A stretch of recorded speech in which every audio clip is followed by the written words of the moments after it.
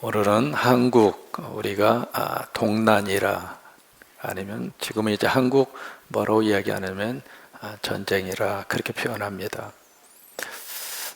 벌써 우리 한국 전쟁이 일어난 지가 오늘이 71년이 됐습니다. 굉장히 많은 시간이 지났습니다만은 이 한국 전쟁이라고 하는 것은 바로 무엇을 말해주는가? 히스토리, 역사입니다. 역사라고 하는 것은 아무리 세월이 흐른다 하더라도 팩트는 팩트입니다. 역사는 없어지지 않습니다. 특별히 우리 한국전쟁의 이 역사를 우리가 기억하면서 6.25만 되면 부르는 노래가 있습니다. 이제랴 어찌 그리 그날을. 여러분, 잊어서도 안 되고 또 하나 결코 우리는 잊어버려서도 안 될 것입니다. 70년이 아니라 700년, 그리고 이 역사, 유구한 역사의 세월이 흘러간다 할지라도 1950년 6월 25일 그때 있었던 이 한국 전쟁을 우리는 뼈에 사무치도록 마음에 기억을 하셔야 할 겁니다. 여러분, 이 역사 속에서 우리가 무엇을 우리가 들여다보아야 할까? 역사 속에서 우리는 하나님을 봅니다. 그래서 역사라고 하는 것을 에드워드 카라고 하는 영국의 역사학자가 있습니다. 그 역사학자가 What is history? 역사란 무엇인가? 라고 하는 책을 씁니다. 그 책에서 에드워드 카는 그렇게 이야기합니다. 역사라고 하는 것은 과거와 현재와의 끊임없는 대화다. 그게 역사라고 하는 거예요. 그러니까 역사라고 하는 것은 흘러간 역사로 끝나버린 것이 아니라 과거의 역사가 현재도 얼마든지 일어날 수 있고, 또 하나 미래에도 얼마든지 그 역사가 되풀이될 수 있다고 하는 것이죠. 그래서 역사라고 하는 것은 과거와 현재와의 끊임없는 대화다. 역사를 그렇게 해석을 합니다. 우리가 역사라고 하는 말을 쓸 때 영어로 his and story라고 하는 말을 우리가 씁니다. 그래서 히스라고 하는 말을 쓸 때 대문자를 쓰거든요. 그 이유가 있습니다. 하나님을 말하기 때문에 그렇습니다. 이 히스토리, 역사라고 하는 것은 단순히 인간이 만들어낸 삶의 자취이고 기록이 아니라 그 인간의 삶에 대한 모든 자취와 기록의 배후에 누가 계시는가? 하나님이 계십니다. 개인의 역사도 똑같습니다. 우리 삶의 자체를 가만히 생각하면은요, 우리 힘으로 노력하고 애써서 여기까지 살아온 것이 아니라 그 순간 그때마다 하나님이 도와주시고 하나님이 역사하시고. 사랑하는 새로운 가정, 누가 만나게 하셨는가? 대답 잘 하셔야 밥 얻어 먹어요. 하나님이 만나게 하시는 것이거든요. 여러분, 가정의 모든 배후에도 누가 계시는가? 하나님이 계시죠. 그래서 하나님이 아내를 만나게 하시고 남편을 만나게 하시고, 하나님이 우리 가정의 자녀를 선물로 담아주시고, 하나님이 이 교회를 섬기게 하시고, 하나님이 이 교회의 장로님으로 세우시고, 하나님이 권사님으로 세우시고. 여러분, 이 모든 역사의 배후에 누가 계시는가? 하나님이 계세요. 이 한국전쟁도 마찬가지입니다. 한국전쟁 우리가 기억하는 대로 1950년 6월 25일이잖아요. 주일 새벽 4시입니다. 이 전쟁이 일어났을 때 미국 시간은 24일입니다. 토요일이죠. 토요일 오후입니다. 대개 미국의 공직자들은요, 토요일이 휴일이 되면 거의 대부분 휴가를 떠납니다. 그때 대통령이었던 트루만 대통령이 그의 고향인 인디애나 인디펜던스라고 하는 고향에서 휴가를 지내고 있는 그 순간에 밤 9시에 국무장관이었던 애치슨이라고 하는 장관으로부터 전화를 받습니다. 그 전화의 내용이 한국에서 전쟁이 일어났습니다. 그 전화를 받은 그 다음 날 이 트루만 대통령은 휴가를 취소하고 워싱턴으로 달려옵니다. 워싱턴에 도착을 해서 긴급 거기서 강요회의를 주재를 하고, 그 긴급 국무회의에서 무엇을 결정하는가? 이 한국전쟁에 공산주의가 쳐들어왔는데 이 공산주의의 이 전쟁을 우리 미군이 가서 막아야 하겠다. 그 대통령의 의견에 거기에 참석한 강요들이 모두가 다 동의를 해 주었고, 그렇게 해서 여러분, 1950년 6월 25일 전쟁이 일어난 지 일주일 만에 7월 1일 날 미군이 부산에 도착을 합니다. 여러분, 이 전쟁이, 이 한국 전쟁이 미국하고 싸운 전쟁이 아닙니다. 미국을 상대로 전쟁을 벌인 것도 아니고요, 미국과의 이해관계가 그렇게 드러날 정도로 많은 것도 아니었거든요. 어떤 의미에서 남의 나라 전쟁입니다. 강 건너 불경화할 수 있는 그런 전쟁이거든요. 근데 그 전쟁에 이 미국의 대통령 트루먼은 이 전쟁이 일어난 지 일주일 만에 왜 급박하게 그리고 급속하게 빠르게 한국에 미군을 보냈을까? 여러분, 역사라고 하는 것은 가정이 없습니다만은 만약에 미군이 일주일만 한국에 투입되는 미군 투입 시기를 일주일만 늦추었어도 한국은 이미 끝났습니다. 그러면 왜 트루먼은 이런 작전을 펼칠 수밖에 없었는가? 그 당시만 하더라도 두 가지의 역사적인 일이 있었습니다. 첫째는 1949년 1년 전이죠. 1년 전에 이미 이 땅에 들어와 있는 미군들을 철수를 했습니다. 4만 5천 명이 들어와 있었거든요. 근데 점차적으로 미군이 철수를 해서 1949년 6.25 사변 1년 전입니다. 1949년 11월 달에 이미 미군은 다 철수했습니다. 또 하나, 그 다음에 1950년 1월 12일입니다. 무엇을 발표하는가? 그때의 국무장관이었던 애치슨이라고 하는 사람이 애치슨 라인을 발표합니다. 그것이 뭐냐면 극동 방어 라인입니다. 그래서 그 라인을 어떻게 그었는가? 일본을 중심으로 해서 필리핀으로 나가는 라인을 그었어요. 이쪽 이후에는 그 어떤 공격에도 우리가 막겠다. 그 의지를 가지고 애쓰는 라인을 발표를 하는데, 그 라인 속에 한국은 밖에 있습니다. 물론 그것이 공산당의 침략을 불러오게 되는 그런 하나의 빌미를 제공을 하기도 했습니다만은, 그 두 가지 역사적 사건을 통해서 보면 한국의 전쟁 난 것에 대해서 사실 미국은 개입할 의사가 없었다 이 말이에요. 그런데 왜 트루먼은 일주일 만에 미군을 이쪽으로 보냈는가? 미군만 보낸 게 아니죠. 유엔이 이 한국 전쟁에 참여하도록 마쿠에서 모든 것을 다 이끌어간 나라가 미국이잖아요. 그래서 유엔이 생긴 이래로 어느 특정한 나라의 전쟁에 유엔군이 참전한 것이 역사 이래 한국이 처음이에요. 그 뒤로도 유엔이 특정한 나라의 전쟁에 개입한 역사가 없습니다. 그러니 모든 배후에 지금 미국을 움직이고 있는데, 이 미국을 움직이는 분은 누구인가? 하나님이세요. 그래서 후에 기자가 트루먼 대통령에게 그렇게 물었습니다. 당신은 우리가 알고 있기로 전략상 한국이 유리하지 않고 우리에게 이익이 되지 않아서 미군을 철수하고 애치슨 라인을 그어서 우리 방어 밖에 있는 나라로 그렇게 모든 계획을 세웠는데, 왜 당신은 한국의 전쟁이 나자마자 왜 미군을 한국에 투입시켰는가요? 그 이유가 뭔가? 그 기자의 질문에 대해서 트루먼 대통령이 아무 말을 하지 않고 손가락으로 하늘을 가리킵니다. 하나님의 뜻이었습니다. 그게 트루먼 대통령의 고백입니다. 여러분, 이 모든 역사의 배경 가운데 누가 계시는가? 하나님이 계시는 거예요. 근데 트루먼 대통령이 손가락을 하늘로 가리키면서 이것은 하나님의 뜻이었어, 그렇게 말하게 된 그 배후에 누가 계시느냐면 빌리 그레이엄 목사님이 계세요. 그때 빌리 그레이엄 목사님이 31살입니다. 한국에 전쟁이 났다고 하는 소식을 듣고 트루먼 대통령에게 전보를 보냅니다. 그때 전보의 내용이 어떤 내용이냐면, 잠깐 화면을 통해서 보세요. 이 내용으로 빌리 그레이엄 목사님이 트루먼 대통령에게 전보를 보냅니다. 그때 빌리 그레이엄 목사님은 트루먼 대통령을 본 적이 없어요. 그 전보의 내용이 뭐라고 썼느냐면, 수백만 우리 미국의 크리스찬들이 이 어려운 시절에 대통령에게 지혜를 주시도록 우리는 기도하고 있습니다. 한국은 세계의 그 어떤 나라보다도 기독교인의 비율이 높은 나라입니다. 여러분, 그때만 하더라도요, 한국 안에 그런 역사가 나타났어요. 왜냐하면 1910년도 평양의 장대현 교회에 성령의 불이 떨어졌거든요.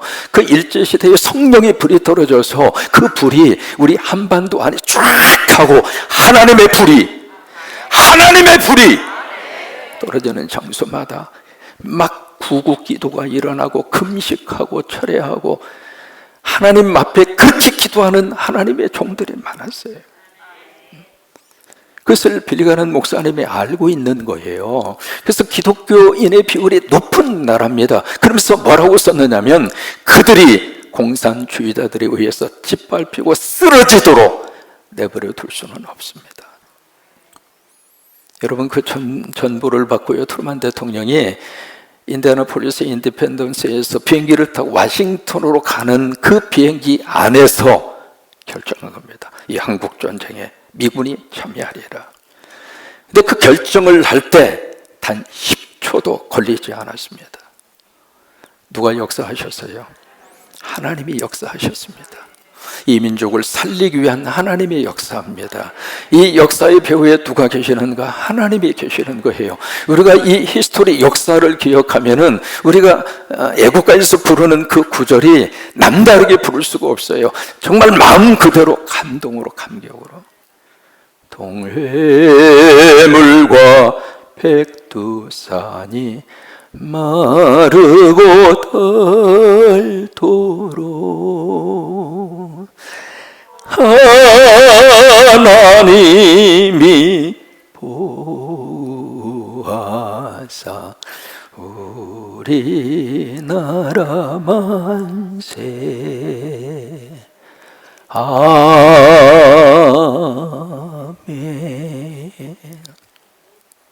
아멘 하셔야 될 애국가입니다. 하나님이 보호하셨습니다.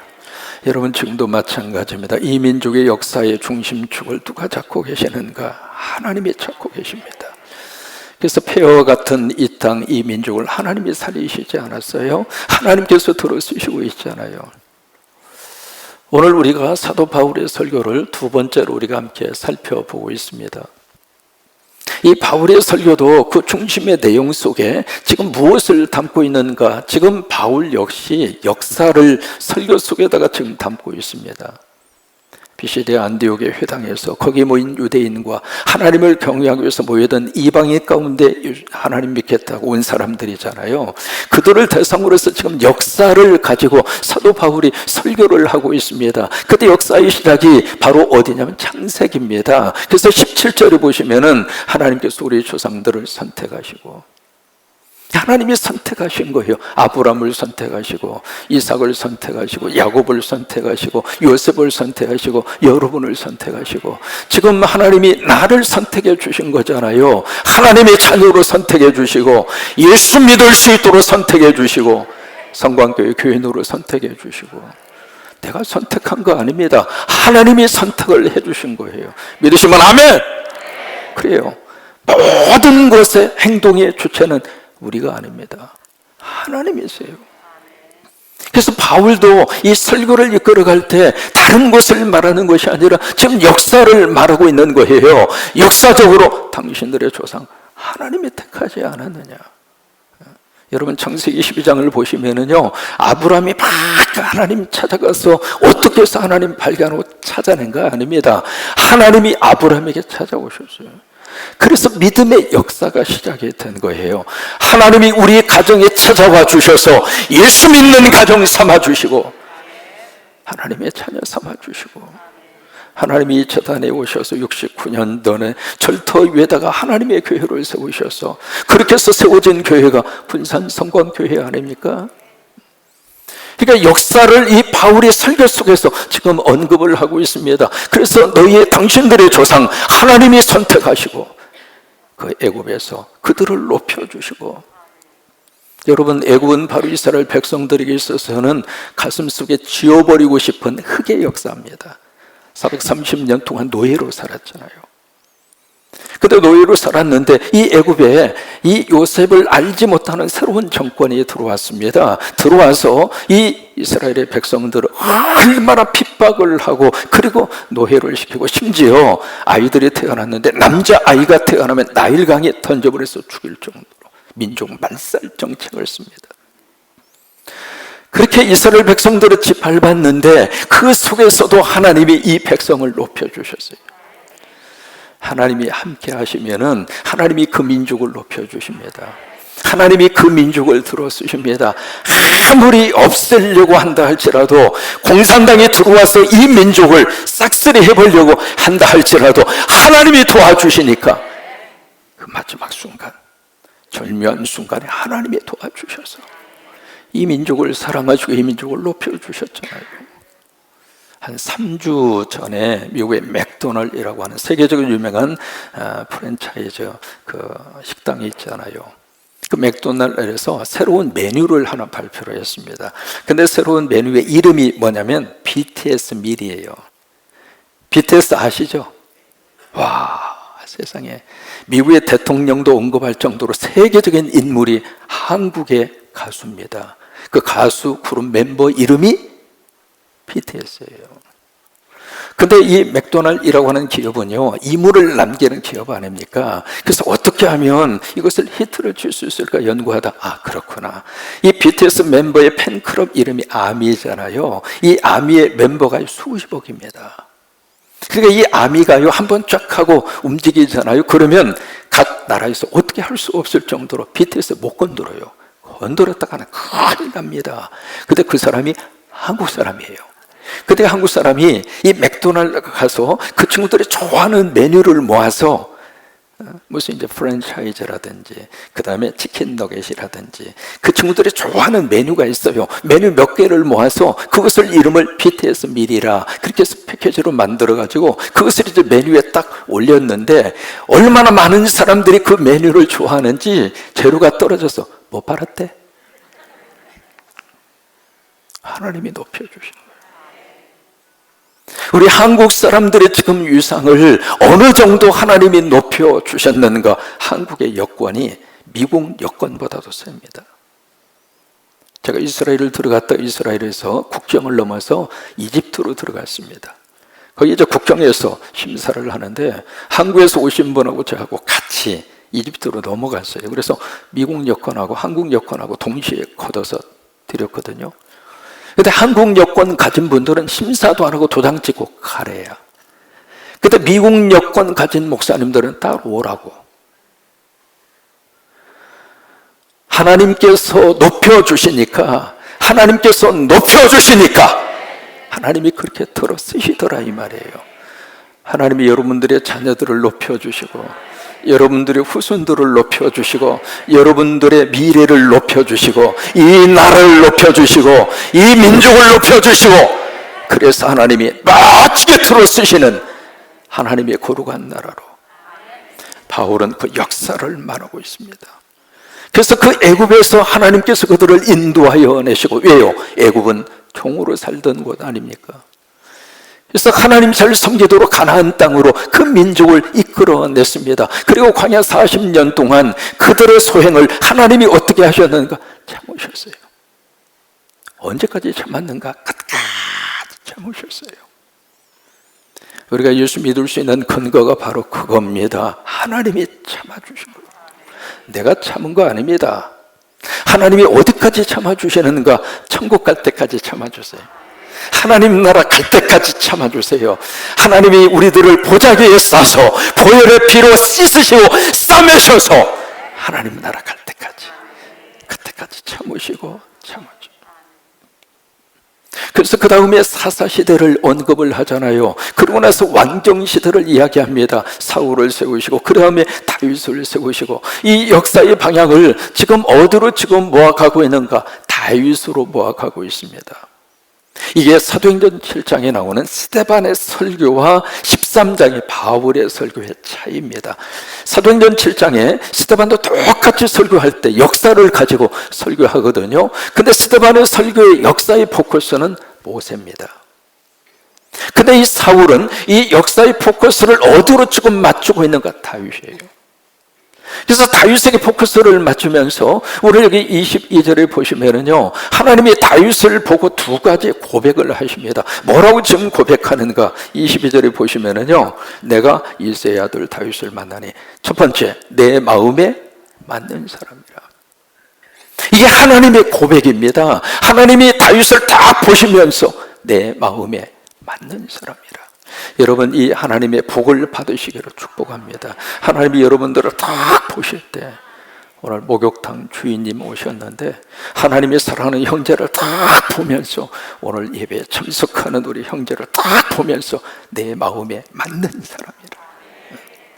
여러분, 거기에 내 마음에 맞는다라고 하는 것은 두 가지 의미를 가지고 있습니다. 영어로 그렇게 번역이 되어 있어요. A man after my own heart.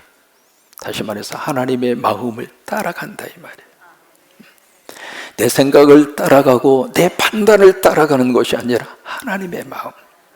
그러니까 하나님의 마음이 있는 곳으로 다윗의 마음이 항상 그쪽으로 가는 거예요. 여러분, 우리 성광교회가 그런 하나님의 마음이 있는 곳에 우리 교회가 있게 되기를 축복합니다. 하나님을 따라간다 그 말이에요. 하나님이 좋아하는 것을 나도 좋아하고 하나님이 하고 싶은 것을 나도 하고, 그게 다윗이었다 그 말이에요. 오늘 49번째 필리핀의 산안토니오 교회를 하나님 앞에 올려드립니다. 아까 우리 제퍼슨 목사님 인사 말씀 우리가 잘 못 알아듣죠. 따갈로어입니다. 필리핀 사람들이 쓰는 따갈로어.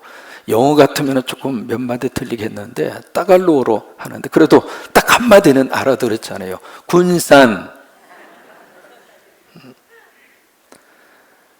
허름한 곳에서 예배 드리면서 12년 동안 기도했다고 그러잖아요.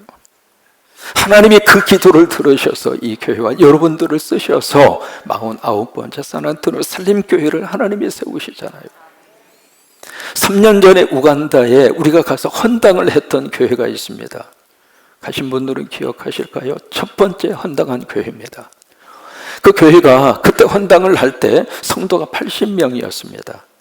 근데 3년이 지났는데 어제 제가 보고를 들었어요. 180명으로 늘어났습니다. 여러분들이 세우신 49개의 교회마다 얼마나 많은 생명과 영혼들을 구원해내고 있는지 몰라요. 저는 그게 하나님이 원하신다 이 말이에요. 하나님이 기뻐한다 그 말이에요. 오늘 사랑하는 우리 목욕탕 주인님, 죄송해요, 목욕탕 주인님이라고 그래서. 주인은 주인이잖아요. 이게 오셔서 예배를 드리시잖아요. 전도한 분도 행복하고 저도 행복합니다만은 하나님이 가장 좋아하죠. 사랑하는 내 아들이 왔구나, 와서 이렇게 예배 드리고 있구나. 다윗이 그랬다 그 말이에요. 그래서 하나님의 마음에 맞는 그 사람이 다윗이었습니다. 두 번째로, 내 마음에 맞는다 그 말은 하나님의 눈동자 속에 다윗이 들어와 있다 이 말이에요. 이 눈동자라고 하는 말을 영어로 apple of eye 그렇게 말합니다. 눈 속에 있는 사과라고 하는 뜻이에요. 우리 가브리엘 보세요. 눈 속에 사과가 두 개가 박혀 있어요. 오른쪽하고 왼쪽하고. 이게 어떤 사물을 보거나 어떤 대상을 딱 봤을 때 그 대상과 사물이 보인다는 이야기는 내 까만 동자 속에 이미지가 들어와 있다 이 말이에요. 그랬을 때 보입니다. 지금 하나님은 다윗을 보시면서 하나님의 눈동자 속에 다윗이 쏙 들어와 있는 거예요. 여러분, 부부의 관계도 마찬가지입니다. 아내의 눈동자 속에 남편이 들어와야 사랑이 갑니다. 이 가정을 위해서 애써주고 돈 버느라고 수고해주고 바람막이가 돼주고 울타리가 돼주고, 그 남편이 있어서 우리 아내들이 나름대로 생활을 하고 고맙잖아요. 인정하시면 두 번만 끄떡끄떡. 그러니까 남편이 아내의 눈동자 속에 들어와야, 그래야 아내가 남편을 사랑합니다. 남편도 마찬가지입니다. 나한테 시집 와서 애쓰고 고생하고 자식 키우느라고 수고해주고, 그도 내 곁에 평생 함께 해주는 그 아내가 너무 고맙잖아요. 보통 사람 같으면 가버리는데 그래도 내 성질을 다 받아주면서 삼시세끼 밥 해주고 얼마나 고마워요.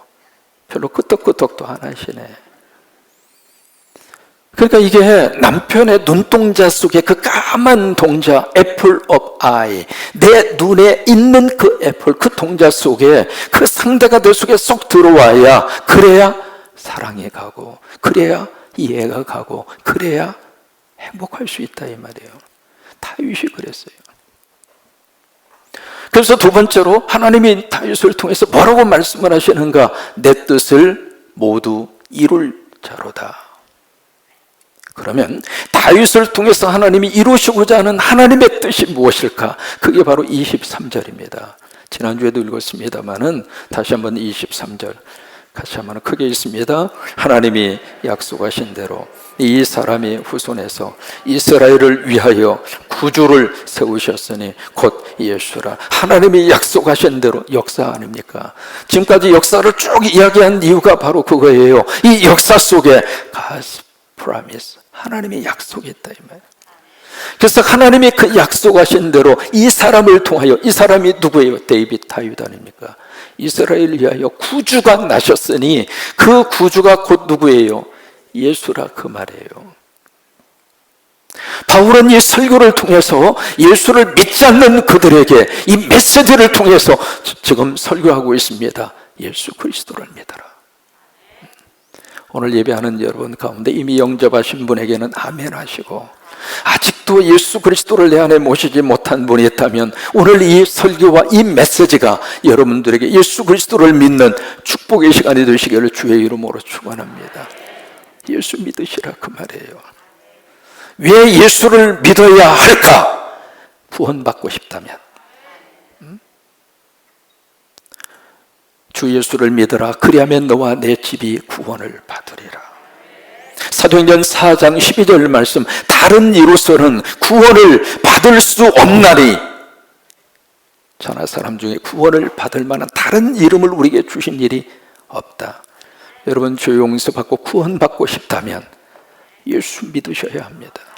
다른 것으로는 구원받을 수 있는 길이 없어요. 그러니까 유일하게 우리가 죄 용서받고 구원받고 천국으로 갈 수 있는 마음에 품으신다면 예수 믿으셔야 돼요. 그렇지 않고 그냥 이 땅에 살다가 이걸로 끝내겠습니다. 오케이. 그러면 예수 안 믿으셔도 돼요. 그러나 우리가 한번 생각을 해봅니다. 내 삶의 과정이 짧은 인생을 살다가 가는데 그것도 주신 생명 다 누리고 가는 것도 못하고 사고사로 가는 분도 수없이 많고 그 어린 핏덩어리가 태어나자마자 죽는 경우도 많고, 그러면 짧은 인생을 살다가는 이 삶으로 죽음으로 해서 모든 것이 다 끝나버린다, 그렇게 생각하기에는 하나님의 형상대로 창조함 받은 인간의 모습이 아니라고 하는 거예요. 작은 씨 하나 땅에 심어도 그 씨가 썩어서 거기에서 싹이 나고 거기서 열매를 맺고 꽃을 피우는데, 만물의 영장이라고 하는 인간이 그 고달픈 인생의 여정을 살다가 끝나버린다면 이건 과연 인간의 모습인가 이 말이에요. 그러게 이 땅의 삶으로 끝날 수가 없습니다. 천국이 있습니다. 천국이 있습니다. 여러분, 엄마 뱃속에 있을 때 이 세상에 있는 줄 알고 10달 동안 엄마 뱃속에 계셨습니까? 엄마 뱃속에 있는 그 순간이 최고로 행복하죠. 모든 것이 100% 만족. 대소변 걱정 없잖아요. 먹는 것 걱정 없잖아요. 충격 걱정 없잖아요. 근데 때가 되면 보내잖아요. 오기 싫어도 나오기 싫어도 보내고, 그리고 본인도 나오려고 그러고 하나님이 보내시잖아요. 그래서 나와보니까 한국이고, 한국에서 살다가 보니까 영원히 사는 거 아니잖아요. 잠깐 하나님이 주신 생명을 누리다가 이제 또다시 하나님이 천국으로 보내잖아요. 우리는 천국이 있음을 믿습니다. 그러면 천국 가고 싶다면 예수 믿으라 그 말이에요. 그래서 우리가 예수를 믿는 거예요. 여러분이 삶의 큰 고달픈 어려움과 문제 속에서 쉐키나 나오세요. 너무 절망 속에서 힘들고 어려웠어요. 그래서 사는 것이 너무 힘들고 고통스러워서 끝낼까 생각하다가 지푸라기라도 잡아보고 싶은 심정으로 어느 교회당 예배 시간에 참석한 거예요. 그 예배에 참석을 했는데 예배를 드리다가 성령님이 그분 가운데 역사하신 거예요. 참 신기합니다. 그리고 성령의 불을 받고 이분이 은혜를 받았어요. 은혜를 받고 나니까 그를 그렇게 힘들게 하던 어두움과 그리고 그 걱정과 염려가 순식간에 사라지는 거예요. 여러분, 이게 하나님의 은혜의 놀라운 역사잖아요. 그러고 나서 마음속에 너무 삶에 대한 에너지가 나오고 다시 한번 소망이 생겨나게 돼요. 이분이 예배 마치고 딱 가면서 딱 그 말합니다. 참 예수 믿는 사람들 나빠. 이 좋은 예수를 혼자만 믿고 있어. 우리는 예수님이 좋습니다. 함께 찬양하십니다.